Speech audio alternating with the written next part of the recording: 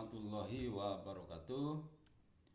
Kembali kita berjumpa dengan pelajaran prakarya dan kewirausahaan. Pada kesempatan pertemuan kali ini, Bapak akan menjelaskan tentang pokok bahasan perencanaan usaha kerajinan dengan inspirasi budaya non benda. Nah, materi yang kita pelajari hari ini adalah yaitu budaya tradisional sebagai sumber inspirasi khususnya di bidang wirausaha. Kita tahu bahwa Indonesia sangat kaya dengan budaya tradisional yang merupakan adat istiadat yang berlaku pada setiap kelompok etnik atau suku bangsa.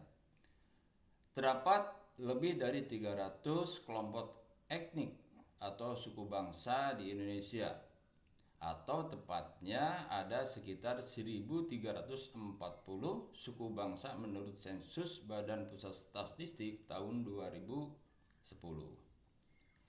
Indonesia memiliki suku bangsa terbanyak di Asia Tenggara. Nah, ini artinya bahwa Indonesia memiliki keragaman budaya tradisional yang merupakan potensi yang luar biasa untuk menjadi sumber inspirasi khususnya kerajinan. Pengelompokan budaya tradisi, ya, jadi budaya tradisi itu dapat dikelompokkan menjadi dua, yaitu budaya non benda dan budaya artefak atau objek budaya. Budaya non benda diantaranya adalah bisa berupa pantun, cerita rakyat, tarian, dan upacara adat. Sedangkan artefak atau objek budaya diantaranya adalah bisa berupa pakaian daerah, kemudian wadah tradisional, senjata, dan rumah-rumah adat. Pada kehidupan sehari-hari, produk budaya tradisional non-benda maupun artefak itu tidak bisa dipisahkan, melainkan menjadi satu kesatuan dan saling melengkapi. Setiap jenis budaya tradisi, baik non-benda maupun artefak, dapat menjadi sumber inspirasi untuk dikembangkan menjadi produk kerajinan yang nantinya menjadikan sebagai suatu usaha.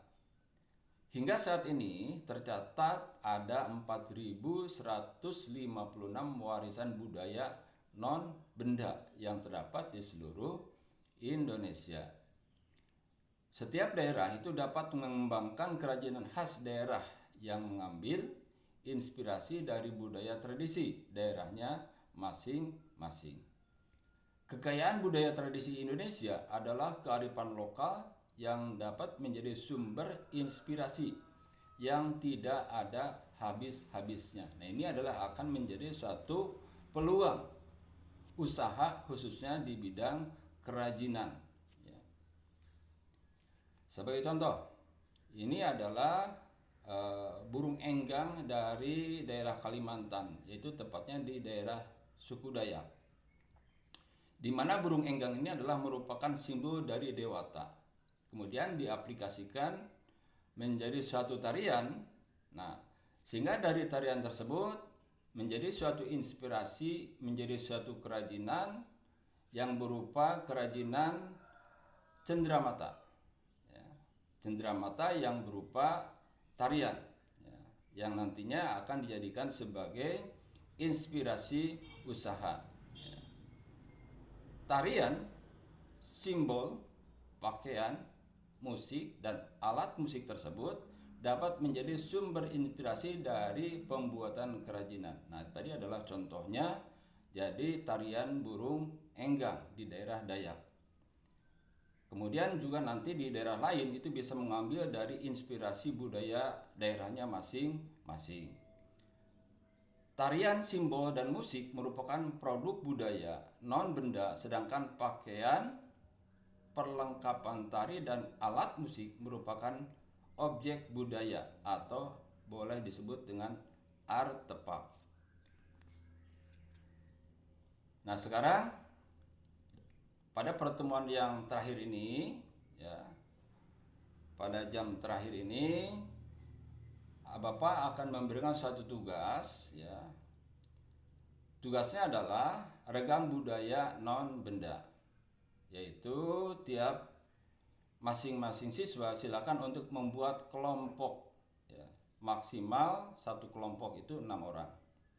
Diskusikan dalam kelompok tentang budaya non benda apa saja yang ada di daerah masing-masing.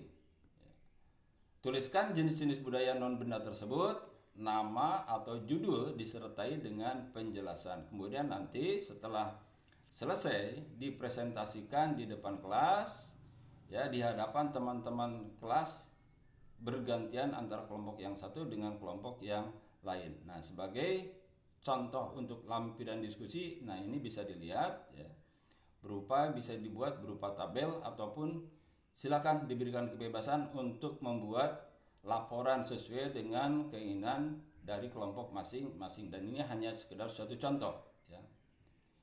Demikian untuk pertemuan kali ini. Sampai berjumpa kembali nanti di pertemuan yang akan datang. Assalamualaikum warahmatullahi wabarakatuh.